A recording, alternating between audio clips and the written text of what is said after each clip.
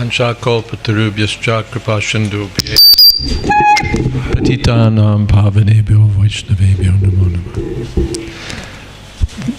As some of you know, I've been involved for the last couple of years in some controversies and difficulties in New York City.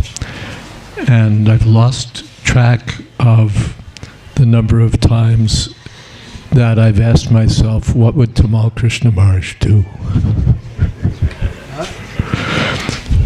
What would Tamal Krishna Maharaj do? And the other question, of course, where's Tamal Krishna Maharaj when we need him? Because among, well, so many things, but he was so competent, capable, and mature in his thought. He didn't just do things. He thought about them, he consulted. Giridhari Maharaj, what do you think? Vedavyas Priya Maharaj, what do you think?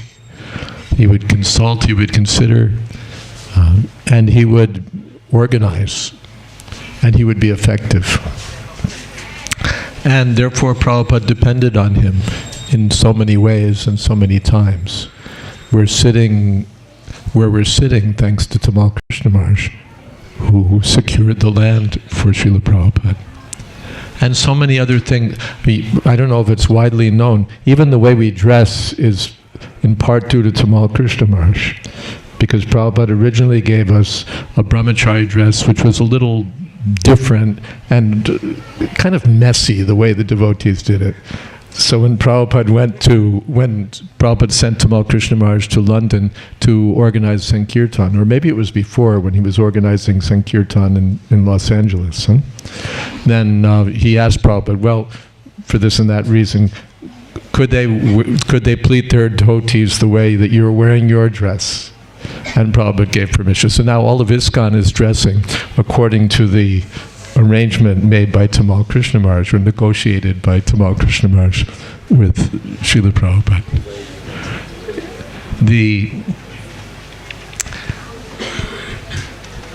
He and I were very different, or we were the same. He was stubborn and I was stubborn.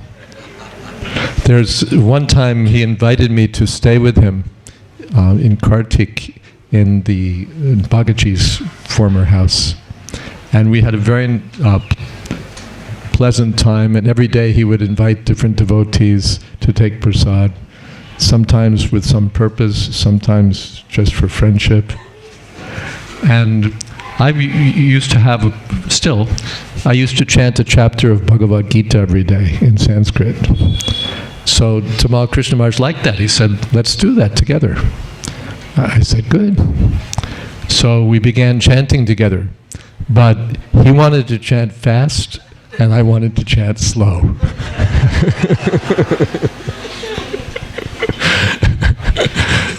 And I wouldn't speed up, and he wouldn't slow down.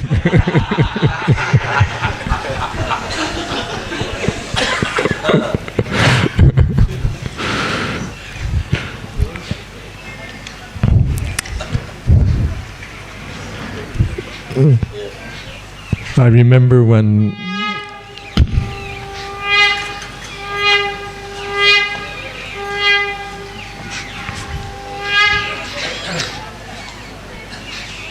he left, and there were programs in his honor here in Mayapur in the days following.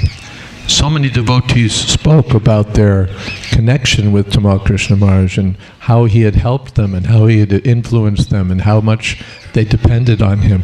People I never would have thought they had anything to do with Tamal Krishna Maharaj, that they had any connection. And then you find out that it's a very important part of that devotee's life, that connection that they had with Tamal Krishna Goswami. So I certainly feel benefited and inspired and even guided. What would Tamal Krishna Maharaj do? What would Tamal Krishna Maharaj do? We ask, what would Prabhupada do? But then we also ask, what would Tamal do?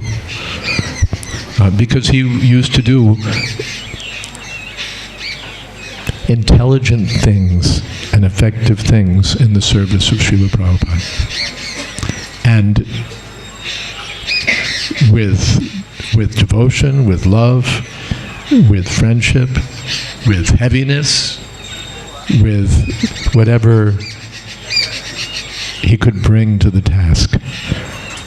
And it's my good fortune to have had his association. It's our good fortune. And I'll stop here because there are others who want to speak. Tamal Krishna Goswami Maharaj ki jai.